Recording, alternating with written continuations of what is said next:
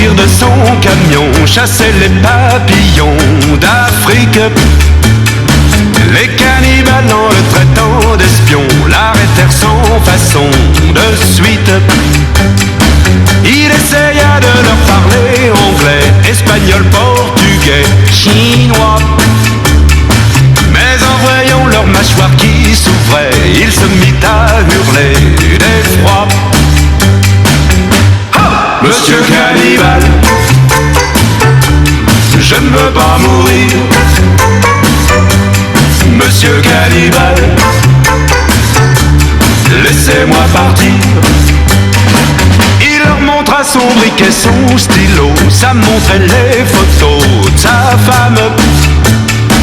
Il leur chanta un grand air de Gounod, des chansons d'Adamo, que dalle. Il leur fit voir des journaux de Paris, personne n'aurait agi non plus.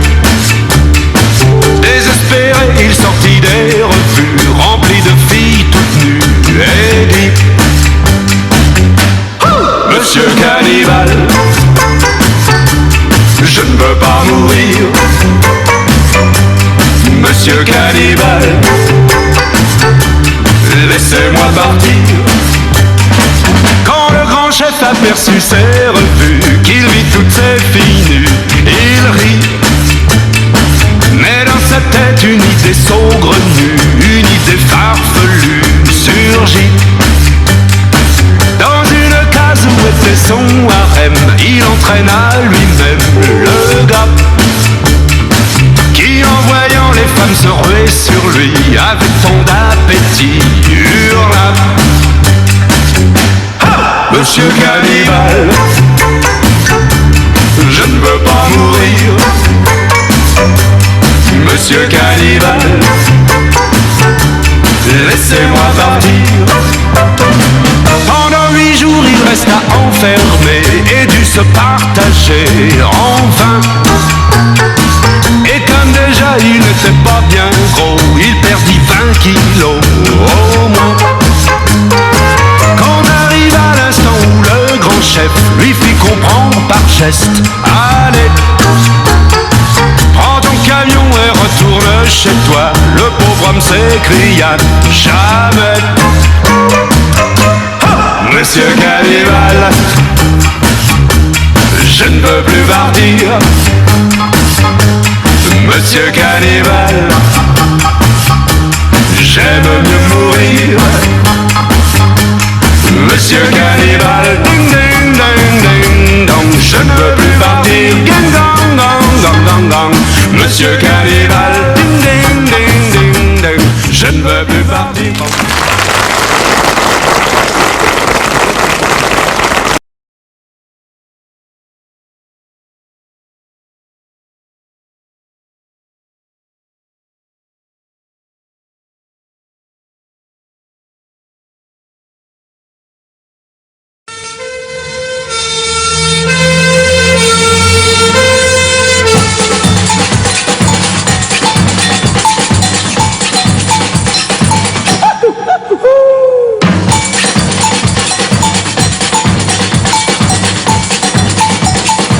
En pleine nuit, une sirène appelle au feu tous les pompiers. Et tout Rio qui se réveille voit brûler l'usine de café. Il n'y a pas de temps à perdre, sinon tout le quartier va brûler. Oui, mais voilà, pendant ce temps-là, à la caserne, on entend les pompiers crier: qu'est-ce qu'on a fait des tuyaux? Dénoncer de la grande échelle. Qu'est-ce qu'on a fait des tuyaux? Pas de panique, il nous les faut. Mais l'incendie là-bas fait rage, et le ciel est noir de fumée. Et tous les gens dans les étages se disent: mais que font les pompiers? Il n'y a plus de temps à perdre, sinon tout le quartier va brûler. Oui, mais voilà, pendant ce temps-là, à la caserne, on entend les pompiers criaient. Qu'est-ce qu'on a fait des tuyaux? Dénoncer la grande échelle. Qu'est-ce qu'on a fait des tuyaux? Pas de panique, il nous les faut. Au petit matin, on le devine, tout le quartier avait brûlé.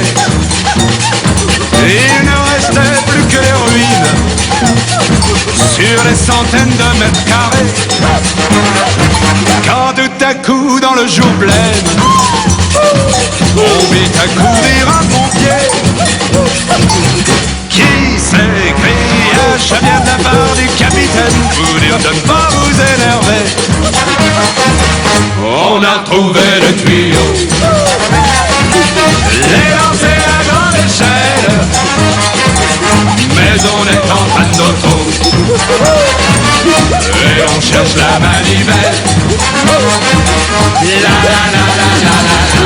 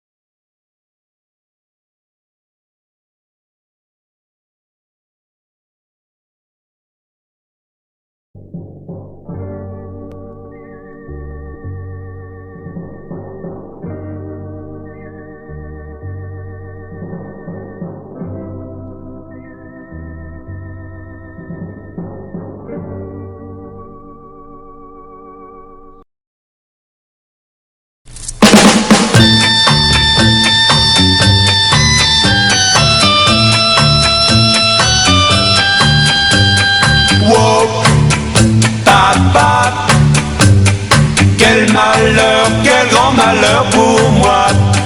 Wow, papa, quel scandale si maman savait ça.